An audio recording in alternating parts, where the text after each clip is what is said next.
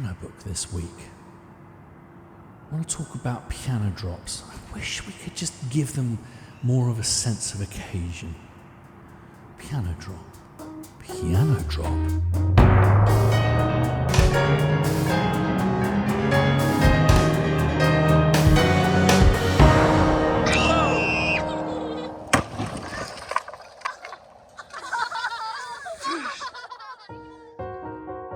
Piano Book is a community of like-minded composers whose passion for music is matched only by our passion for sound.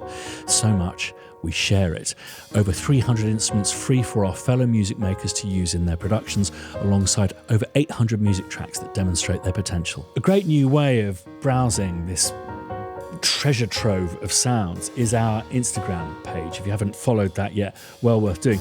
Not only can you see all the instruments there, but actually if you go into them, unmute, you can actually browse sounds.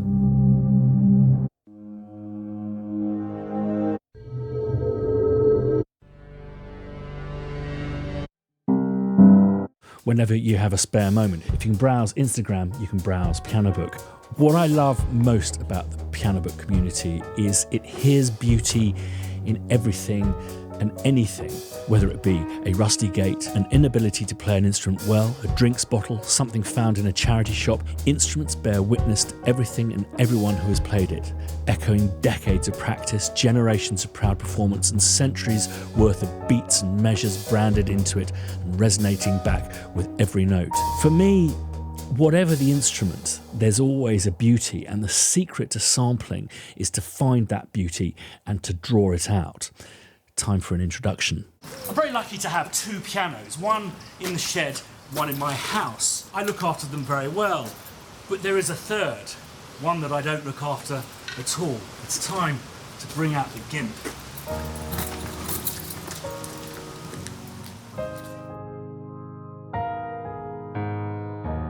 A vintage Broadwood made especially for John Cuthbertson and Sons in Glasgow in 1900 and frozen to death.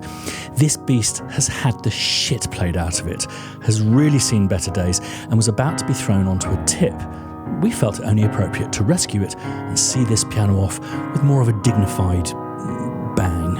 And when I say it's had the shit played out of it, the elephant is falling off it. It's been played so hard, very much on its last legs. So in order to usher the very best, its inner beauty out, we thought we'd go and get some tools.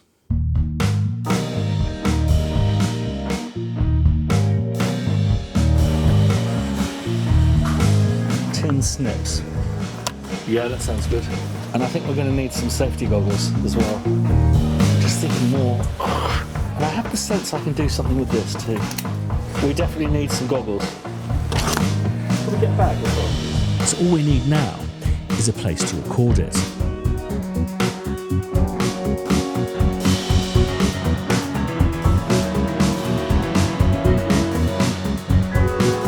Stuart, it's lovely to see you again. How are you doing? I'm very well. We're keeping appropriate distance. Yes, surviving 2020. We've brought the gimp in, and we were first just going to discuss the kind of sound that we were looking for. This has got an incredibly soft tone. It's actually quite pleasant.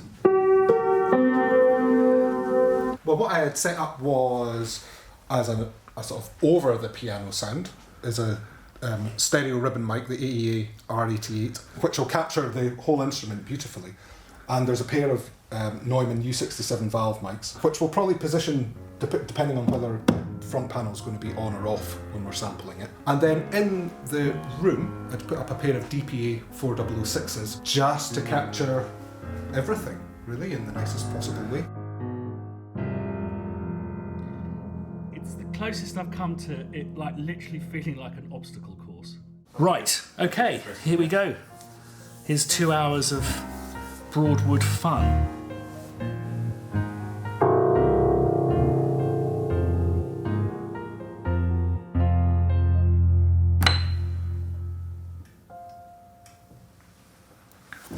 Oh, God. I now have Spitfire start trace, which basically means even if I want to smile, I can't. We've got 3 different instances for the 3 different microphones. Okay, let's have a listen with the room mics.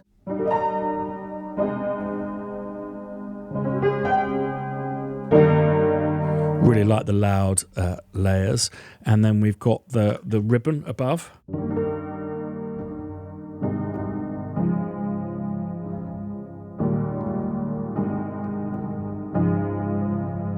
But I think my favourite is going to be the U67. Such beautiful mics.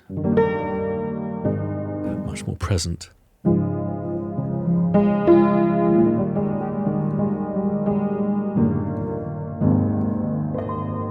So what's really surprising about the GIMP is for an old piano that's just about to die, it has a huge amount of warmth and resonance, which you wouldn't usually expect. The reason why pianos die, usually around the 100-year mark, is they rely on a soundboard, which is this massive piece of wood that's held under stress. So it's kind of got a slightly curved shape, which is the way wood best resonates.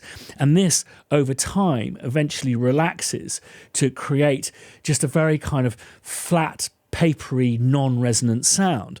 Not the case with the GIMP, which has this amazing warmth.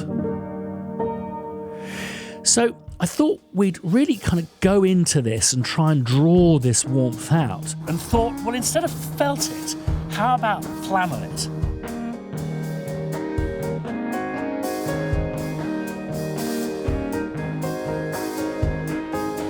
And here it is, the GIMP flannelled. It's like almost not a piano now. It's got such a special sound to it.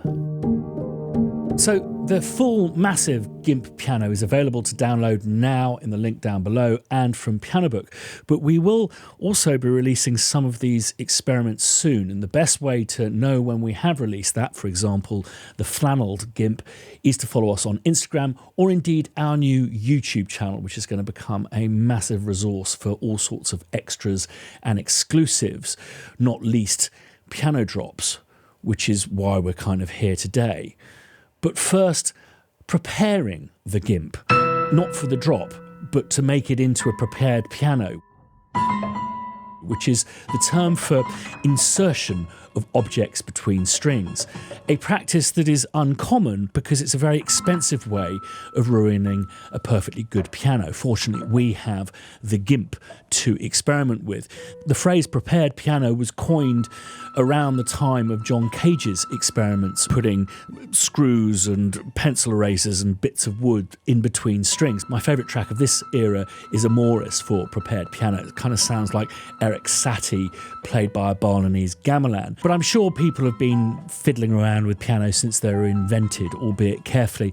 I believe Henry Cowell was cited as a key inspiration for John Cage's experiments there, but also over in Brazil, Villa-Lobos was inserting bits of paper and wood between piano strings. So we decided to go with some nails.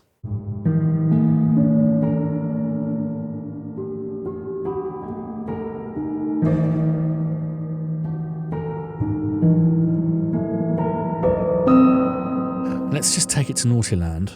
I'm sure it's going to sound awesome.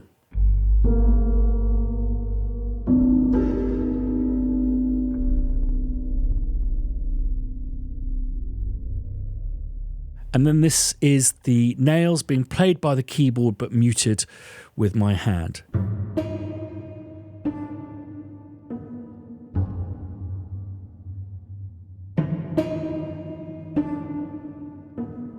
And then this is me plucking the nails that are inserted into the strings.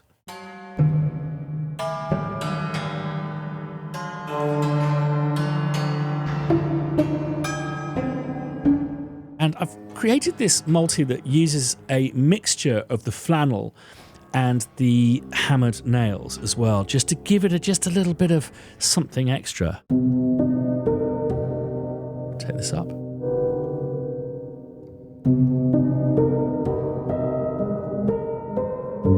Whilst it's a real privilege to not have to worry about damaging a piano by inserting stuff between its strings, it's also a real privilege to do this. Time to get the tools out.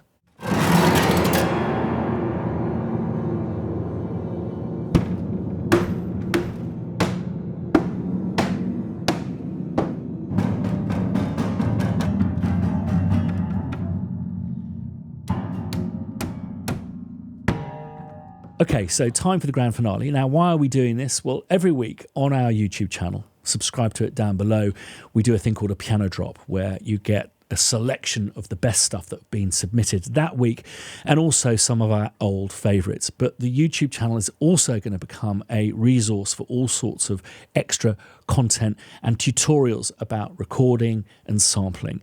So do subscribe and ding the bell on that channel if you haven't done already. So, time for the grand finale. Aberdeen, 60-foot crane, and one who's had a good life but went out with a bang.